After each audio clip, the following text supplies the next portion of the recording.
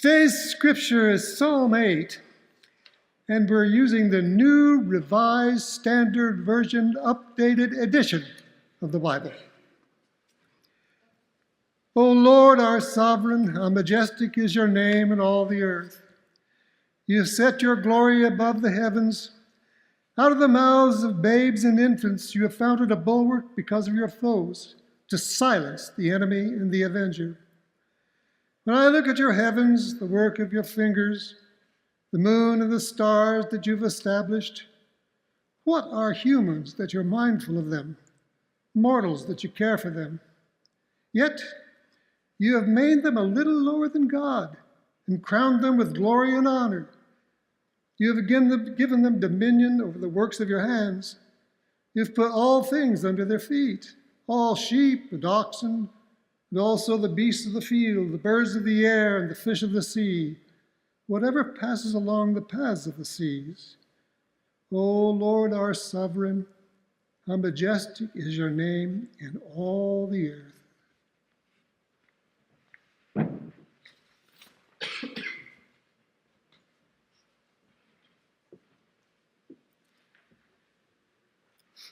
The quote for today comes from Mary Oliver. Mary Oliver was a Pulitzer Prize-winning poet known for her deep attention to the natural world and all her gentle, soul-stirring reflections on life, love, and mystery. Her poetry invites us to slow down, pay attention, and find the sacred in the ordinary.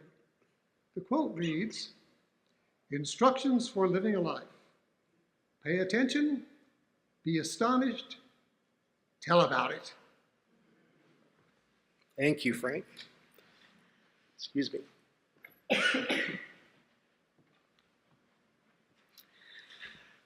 Well, one of the things that I've loved so far about being on this new job for the last couple of weeks is that I get to hear a lot of great things about your kids and grandkids and great-grandkids. And one of the things I've noticed that you love to do is show me pictures of your kiddos. And you always say to me, very proudly, "Aren't they the cutest?" Well, bear with me just for a moment while I share the real cuties of 2025. These are my nieces and nephews. This is my sister Hannah's kids, and up top there, that is Avalon. And then from left to right, there's Jimena and Autumn and Art and Giannis, the four of them. Five, oh my gosh, I have 5 of them now. Oh my gosh, okay, 5 of them. So we're gonna focus a little bit on the guy, the second to the left there, Art, with the blonde hair. So sorry. So we're diving into this theme this week of noticing and paying attention. And earlier this year, I was in Minnesota to see my nieces and nephews. And there's a big, long field out behind their home, big cornfield. They live in rural Minnesota, so there's lots of fields all over the place. And I asked my nephew if he wanted to spend some time outside. And he said, sure. So we went outside, and what looks to me like a simple stretch of boring farmland, to Art is fantastic. It's like gold. We stood out there one afternoon, and I saw him just wandering around. He would crouch down, peer into the dirt, into the grasses, and just look at every little thing. He'd see bugs and leaves and crickets. And he asked me a few times to join him just to see some new discovery, like a little fallen leaf or a little caterpillar.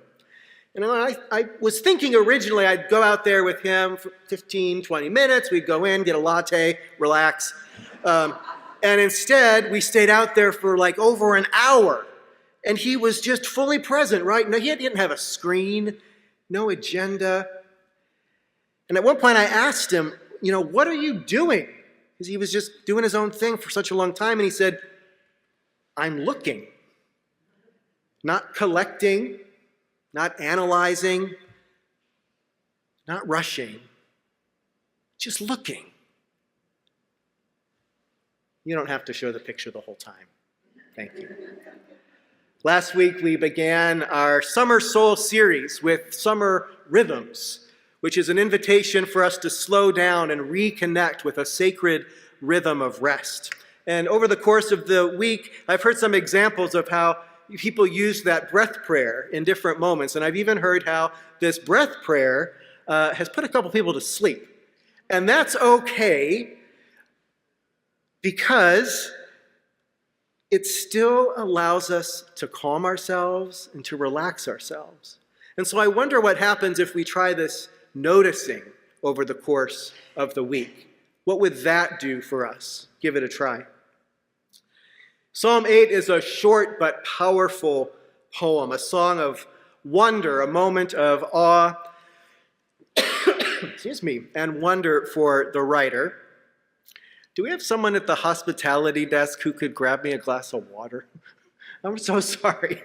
Or thanks, Melissa. Thanks a lot. So this psalm begins and ends with praise. O Lord, our sovereign, how majestic is your name in all the earth. And nestled in the middle of all of this majesty, after invoking the expanse of the heavens, pointing to the work of God's fingers, the moon and the stars, we hear a really powerful question. Who are we, really? Who are we in light of all this beauty that surrounds us? And this is a powerful question. It's a question that is both, really simple. Who are we? Who am I? And it has challenged people throughout history. It has challenged philosophers. It's challenged poets. It's challenged scientists. It's a question that pulses in moments of when we're both feeling wonder and awe, but then also feeling anxiety. What am I doing here? What is my place in all of this? Thanks, Melissa. Sorry, guys.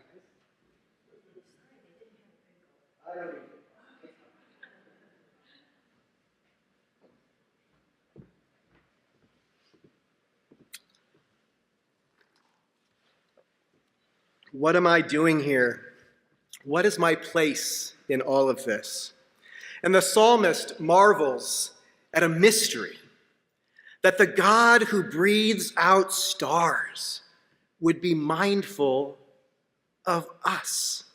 That the Holy One who spins galaxies would not only know our names, but would entrust us with a role in the story.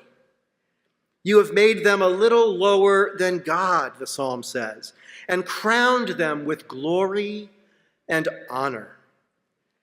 What a claim that is. And depending on how we carry it, it can either be a blessing or a burden, right? Throughout history, humanity has too often heard a little lower than God and taken it to mean above everything else. We have claimed dominion without compassion. We have imagined ourselves as rulers rather than as stewards of creation. We have allowed theology to justify colonialism, genocide, and environmental devastation, forgetting that to be crowned with honor is to be charged with responsibility, not superiority. As David Trickett writes, this kind of reading has obviously led to disastrous outcomes. It has fueled global warming, species extinction, and the commodification of life itself. And yet Psalm 8 holds a tension, not attention, but a tension, Tension. It affirms the wonder of our existence, the gift of being human, of having self-awareness, of having love and longing and purpose. But it does not give us license to exploit the world around us. Instead, it humbles us with perspective. In all the vastness of creation, what a miracle it is to be noticed, to be remembered, to be visited by God. So the psalmist asks not just, who are we, but also, who are we called to be in response to what God is doing in the world? And maybe one answer is this: we are the ones who have been given eyes to see and hearts to care. We are the ones invited to live not as conquerors of creation, but as companions in it. We are a little lower than God, but always under God's sovereignty, always embraced within God's love, and always responsible to one another and to this world that we share. The poet Mary Oliver once gave these instructions for life that we've already heard. Pay attention, be astonished, and tell about it. Something that I have always loved about Mary Oliver is that she didn't write from a mountaintop or from an ivory tower. She wrote from the edge of a pond. She noticed the tiny little things, the rocks and the water as it poured over them. She noticed the flutter of a moth, the way the sun warms a sleeping dog.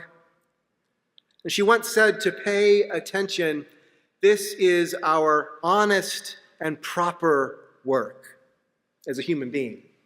It's what we're made to do. Psalm 8 and Mary Oliver both remind us that the sacred is already here. We just have to learn to see it. And so noticing really is a spiritual practice like we did today. And like all practices, it takes time, it takes effort. But that's what we started this morning. Because we live in a world that distracts us constantly. We are trained to scroll past beauty and tragedy alike, right? As we're scrolling through our social media feeds, I saw recently a beach towel, and I bought it. And then I scrolled a little further and I saw hungry children in Palestine who have no food and are dying. I scroll a little bit more and I see some wonderful thing, and I scroll again and I see something horrible. And so dopamine floods my brain, and then I also feel a sense of loss and anger, helplessness. Because that's where things get tricky. When we learn to pay attention, we don't just see the stars. We also see the suffering. We see what's broken. We see the people that our governments have overlooked. Right now, across our own country, unhoused individuals are being criminalized for surviving in public. People living with mental illness or disability are shuffled between underfunded systems that can't or won't care for them. Working families are being priced out of housing while corporations buy up entire neighborhoods. We can both see and feel that the planet is groaning under the weight of our consumption. This summer has already brought devastating floods in Pakistan, record-breaking heat in Arizona and Kansas City, it feels like, and wildfires in the Pacific Northwest and in Canada. The earth is not subtle. It's speaking to us. And still we push past her, not enough time to really look, too busy to pay attention and to let it really astonish us. We see families grieving losses from war and gun violence. In Gaza and Israel, civilians continue to live in terror and grief. Thousands of children are dead. Many more are orphaned, wounded, or displaced. Here in the United States, there have already been 300 mass shootings this year in schools, malls, places of worship. The places we're supposed to feel safest are haunted by the question, could it happen here? I think the evidence is becoming increasingly clear that yes, it could.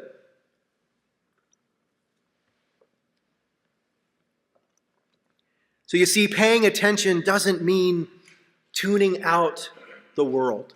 It means entering into it more fully, more awake, more open-hearted. It means refusing to look away when something is hard. It means acknowledging that some of the pain in this world is caused by many of the things that we benefit from. And change begins simply by looking. If Art could spend an hour noticing bugs and clouds at the edge of a cornfield, what might we notice this week if we slowed down? Where might wonder open us to something sacred? Who might we see that we usually miss? What news might finally move us into taking action? To wonder is to be human. To notice is to be faithful. And sometimes wonder leads us into becoming a witness for God's justice in the world. Because when we truly see, we can't help but be changed. So this week, I hope you'll find time to notice, to wander, and to wonder. And I hope you'll let yourself be astonished by all of it. And I hope you'll tell someone about it. Amen.